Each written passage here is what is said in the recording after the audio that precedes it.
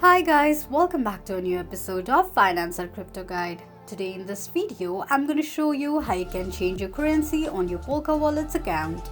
Keep watching the video till the end. To change your currency on Polka Wallet, firstly go ahead and launch open your Polka Wallet application. The home page of your Polka Wallet application will appear on the screen. Tap on Settings option at the bottom right corner of the page. You will end up on the settings page of your Polka Wallet's account. Click on Preferences. On the next page, tap on Currency option. Select the currency that you prefer and tap on it. This is how you can change your currency on your Polka Wallet's account quickly and easily just in few steps. If you have any thoughts or queries, let us know in the comments section. Don't forget to subscribe to our channel. Also, press the notification bell icon so that YouTube will notify you whenever we post a new video.